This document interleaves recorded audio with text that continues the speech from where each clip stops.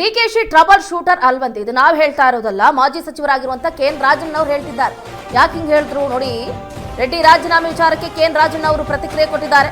ಪಾಪ ಅವ್ರ ಸ್ಥಾನನೇ ಕಳ್ಕೊಂಡು ಸೈಲೆಂಟ್ ಆಗಿದ್ದಾರೆ. ಹೌದಾ, ಹೊಸ ಸುದ್ದಿ ಹೇಳಿ ಅಂದ್ರೆ ಹಳೆ ಸುದ್ದಿ ಕೇಳ್ತಿದ್ದೀರಾ? ಇದು ನನಗೆ ಗೊತ್ತಿರುವಂತಹ ವಿಷಯ ಕಣ್ರಿ. ಯಾವ ವಿಕೆಟ್ ಪತನ ಇಲ್ಲ, ಕಾಂಗ್ರೆಸ್ಗಾಗಿ ಕೆಲಸವನ್ನ ಮಾಡ್ತಾರೆ.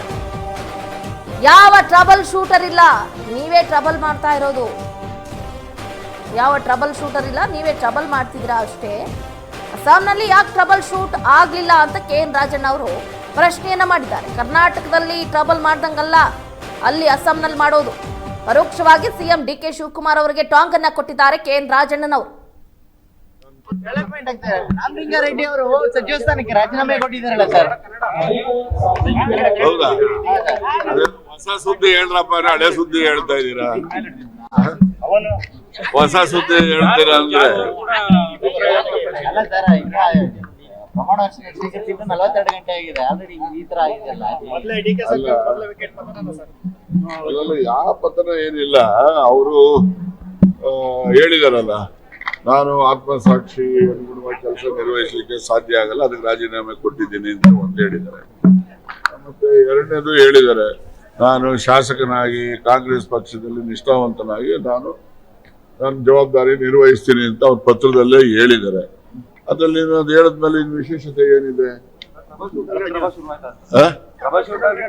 ಯಾವ ಟ್ರಬಲ್ ಶೂಟರ್ ನೀವು ಮಾಡಿರೋ ಟ್ರಬಲ್ ಶೂಟರ್? ಹಂಗಿದ್ಮೇಲೆ ಅಸ್ಸಾಂಗೆ ಹೋಗಿ ಯಾಕೆ ಟ್ರಬಲ್ ಶೂಟ್ ಆಗ್ಲಿಲ್ಲ ಅಂದ್ರೆ ಸುಮ್ನೆ ಏನೋ ಒಂದು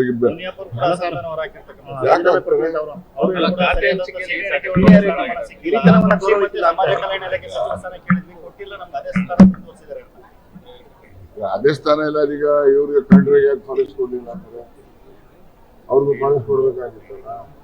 ಈಗ ಡಾಕ್ಟರ್ಗೆ ಹೋಮ್ ಕೊಡ್ಬೇಕಾಗಿತ್ತು, ಅವ್ರಿಗೆ ಯಾಕೆ ಏನು ಕೊಟ್ಟಿರ್ತಾರೆ?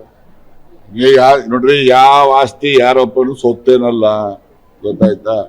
ಇವೆಲ್ಲ ಬದಲಾದ ಸನ್ನಿವೇಶಕ್ಕೆ ಅನುಗುಣವಾಗಿ ಅವಕಾಶಗಳು ದೊರೀತವೆ. ಆ ಬದಲಾದ ಸನ್ನಿವೇಶದಲ್ಲಿ ದೊರೀತಕ್ಕಂಥ ಅವಕಾಶಗಳಲ್ಲಿ ಅವರು ತನ್ನ ಬುದ್ಧಿಶಕ್ತಿಯನ್ನು ನೋಡಿ ಆ ಇಲಾಖೆಗಳಲ್ಲಿ ಉತ್ತಮ ರೀತಿಯಲ್ಲಿ ಜನಪರವಾದ ಕೆಲಸಗಳನ್ನ ಮಾಡಬೇಕು. ಅಷ್ಟೇ ನನ್ನ ನಿರೀಕ್ಷೆ. ಬನ್ನಿ ಅಲ್ಲ.